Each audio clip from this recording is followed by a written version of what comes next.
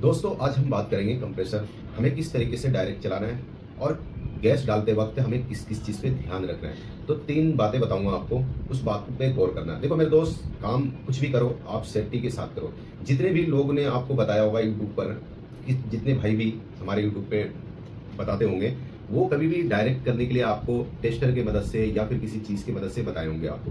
तो ये गलतियां आप कभी मत किया करो टेस्टर की मदद से। देखो क्या होता है ना दोस्त, देखो आप वीडियो देखते हो, वीडियो देखने के बाद आप उसी तरीके से काम करते हो। कुछ अपना माइंड को भी लगाया करो। और एक वर्ड है, अगर इंसान जड़ में घुसना चाहे तो घुस जाता है, अगर नहीं घुसना चाहे तो नहीं घुस पाता है। ठीक है, तो जितना आपको बताया गया उतना ही दिमाग लगाते हो, उससे ज्यादा दिमाग नहीं लगाते हो। तो अपना दिमाग ज्यादातर लगाया करो। ठीक है, अब क्या होता है कि हम डायरेक्ट चालू करते हैं, है ना, कंप्रेसर डायरेक्ट चलाते हैं। तो हम किस तरीके से 2 वायर लगाते हैं और पेचकस लगा करके डायरेक्ट चला के चेक कर लेते हैं। मैं एसी कंप्रेसर की बात कर रहा हूँ, क्योंकि आजकल 2 मॉडल चल गए। एक इन्वर्टर कंप्रेसर हो गया आपका डीसी, एक होता है एसी कंप्रेसर। तो एसी कंप्रेसर आप डायरेक्ट तार की मदद से चेक कर सकते हो।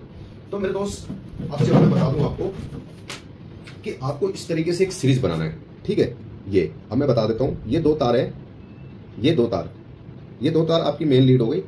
और यहां से आपको क्या करना है, इस तरीके की 2 स्विच लेना आप मार्केट में। ये आपको पता है किस चीज का है, ये ग्राइंडर मशीन ले लो या फिर ड्रिल मशीन या फिर कोई ऐसी मशीन है जहां पर स्पेयर पार्ट्स मिलता है, वहां से ये स्विच ले आओ। अगर ये नहीं मिलता तो एक वेल स्विच होता है जो हम एक बार करंट दे, दोबारा से करंट देने की जरूरत नहीं है आपको। इसी तरीके से आपको कनेक्शन कर लेना है। ठीक है, तो ये जो हमारी पीली वायर हमने बनाई है ये स्टार्टिंग की है, और 2 वायर जो हमारी, एक रेड और एक नीली, जो 2 तार हैं वो आपकी एक ये कॉमन की है और ये रनिंग की है। ठीक है, और ये आपकी स्टार्टिंग की है। तो ये तीनों तार को हमें लगा के कंप्रेसर डायरेक्ट किस तरीके से चेक करना है। तो इस तरीके से आपको बना के अच्छे से बैग के अंदर आराम से रख सकते हो, वहां पर जरूरत भी नहीं पड़ेगी आपको किसी चीज को खोजने की। तो इस तरीके से बना के रख लेना। ठीक है, अब चलो इसे चेक करते हैं।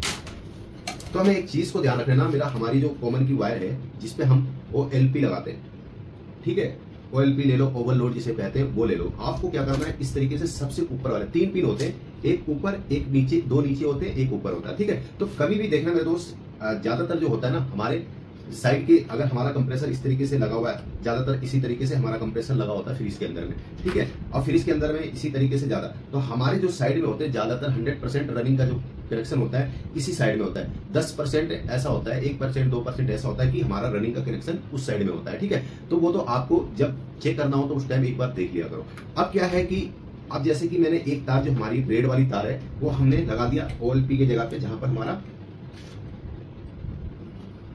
OLP लगते हैं। और दूसरा क्या है हमारा रनिंग, तो रनिंग हम हमारे साइड होता है ज्यादातर, हम उस जगह पे लगा देंगे। और स्टार्टिंग को तीनों तार हमें इस तरीके से लगा के रखना है, इस तरीके से तीनों तार को हम लगा देंगे। अब क्या करेंगे, अब इसे चेक करेंगे। अब इसे हम लगाएंगे बोर्ड के अंदर इस तरीके से लगा करके, और इस स्विच को हम ऑन कर देंगे। ऑन करने के बाद एक बार इसे आपको पुश करना है, ये कंप्रेसर आपका चालू हो जाएगा।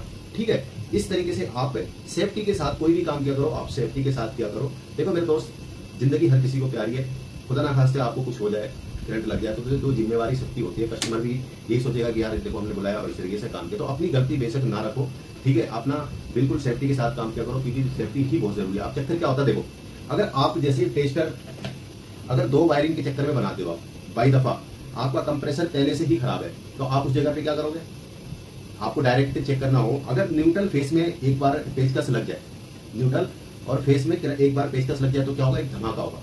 धमाका होगा, ऑलरेडी आपका कंप्रेसर पहले से खराब है। अब जब धमाका होगा तो कस्टमर क्या कहेगा, MCB ट्रिप हो जाती है ना आजकल, किसी घर में भी ले लो, MCB लगी होती है, MCB ट्रिप कर जाती है। तो MCB ट्रिप करने के कारण से ये लगेगा, क्या बोलेगा आपको, कि आपने मेरा कंप्रेसर फूक दिया। ठीक है, तो इस तरीके से बोलेंगे आपको। ठीक है, आप उनको जितनी मर्जी बहाने लगा लो, इसी तरीके से आपने ये भैया बोला है, शायद कंप्रेसर हमारा फूक दिया होगा। तो इस तरीके से सेफ्टी के साथ काम करोगे तो आप पे कुछ भी नहीं आएगा। आप डायरेक्ट चेक कर लो, ना किसी का धमाका आएगा ना कुछ भी आएगा। ठीक है, तो ऐसी गलती आपको नहीं करनी है। तो आपको इस तरीके से एक सीरीज बना के अपने बैग के अंदर रख लो। अब बात करते हैं मेरे दोस्त, अब बात करते हैं हम क्या, कि जो दूसरा पॉइंट हमारा क्या होता है। देखो दूसरा पॉइंट क्या होता है कि हमें 300 350 प्रेशर से अगर हमारा प्रेशर ऊपर जाता है मैक्सिमम जाने के लिए, तो 700 भी चला जाता है, 500 भी चला जाता है, 600 भी प्रेशर चला जाता है। ठीक है, तो हर कंप्रेसर का अलग अलग सिस्टम होता है। तो हमें ये याद रखना, 300 से ऊपर जो प्रेशर होगा हमारा, 350, 400, 500, 600 होता है, तो हमारे उस हालात में फ्रीज का कंप्रेसर सही है प्रेशर, इसका मतलब कुछ दिक्कत नहीं। और दूसरा पॉइंट हमें रखना है एम्पियर। एम्पियर की जो पॉइंट होती है हर कंप्रेसर की अलग अलग होती है, किसी एक पॉइंट में होता है। मैं ये नहीं कह रहा, एम्पियर अलग चीज है। एम्पियर से नीचे आओगे तो पॉइंटों में हो जाता है। तो 3 पॉइंट 2 पॉइंट, किसी का कंप्रेसर 3 पॉइंट भी लेता है, किसी का कंप्रेसर 4 पॉइंट लेता है, और ज्यादा पुराना होता है तो ऐसे ही ज्यादा लेता है पॉइंट। ठीक है। तो आपको ये चीज को हमेशा ध्यान रखना है इस एम्पियर को, क्योंकि हर कंप्रेसर के ऊपर लिखा भी होता है और हर फ्रिज के अंदर लिखा भी होता है कि ये भरा हुआ, मतलब गैस डलते वक्त डला हुआ कितना एम्पियर लेता है और खाली कितना लेता है, वो सब कुछ लिखा हुआ होता है फ्रिज के ऊपर। तो आपको इस तरीके से आपको पढ़ के चेक कर लेना, नहीं हुआ तो मैं उसकी एक वीडियो बना दूंगा, आपके देख लेना आप किस तरीके से ये करते हैं। तो हमें ये जो 3 चीज है, पहला नंबर क्या है, हमें डायरेक्ट जो है इस तरीके से एक सीरीज बना के चेक करना है, और दूसरा क्या है हमारा एक प्रेशर को चेक करना है, ठीक है। तीसरा हमारा क्या, एम्पियर मीटर की मदद से एक बार चेक करना, उसके बाद आप गैस का काम कर सकते हो, कोई दिक्कत नहीं आ सकता है, ठीक है। तो इस तरीके से आप काम करना, तो कभी भी प्रॉब्लम नहीं आएगा।